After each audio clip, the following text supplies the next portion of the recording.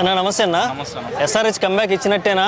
అంతకుముందు last time RCB కనుక వరుస పెట్టి 6 మ్యాచ్లు గెలిచి సెమీస్కి వెళ్ళినట్టు ఏమైనా వెళ్ళే అవకాశం ఏమైనా ఉందంటావా? ఇప్పుడు ఎస్ఆర్హెచ్ హెడ్ కోచ్ డానియల్ వెట్టరీ కూడా బ్లూ ప్రింట్ మనం ఆర్సీబీ తీసుకుంటేనే మనము ఇన్స్పిరేషన్గా ఫీల్ అయిపోయి 6 మ్యాచ్లు గెలిచి మనం ప్లేఆఫ్స్కి పోతామని చెప్పింది. కానీ అదైతే జరిగేటట్లు లేదన్న. ఎందుకంటే అది ఒక మిరాకిల్.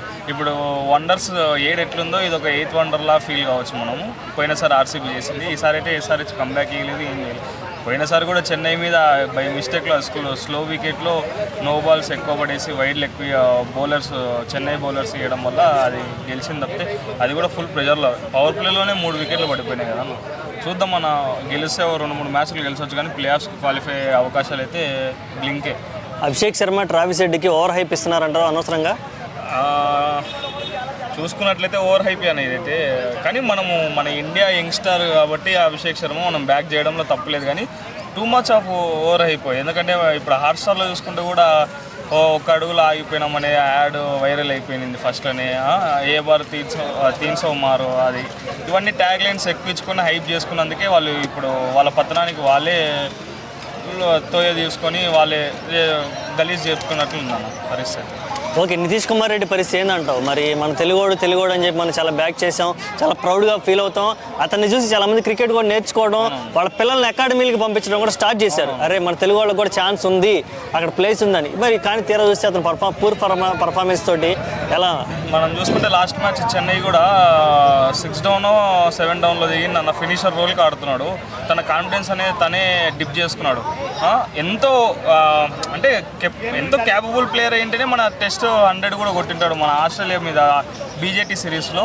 అట్లాంటి ఫామ్ని కొనసాగించుకోవాలి, కానీ ఓవర్ కాన్ఫిడెన్స్ వల్ల తను లోగా పర్ఫామ్ చేయడము, తనంతకు తానే మళ్ళీ ఫినిషర్ రోల్గా ప్లే చేయడం సన్ రైజర్స్కి మన లాస్ట్ మ్యాచ్లో, ఇది గుడ్ సైన్స్ కాదు.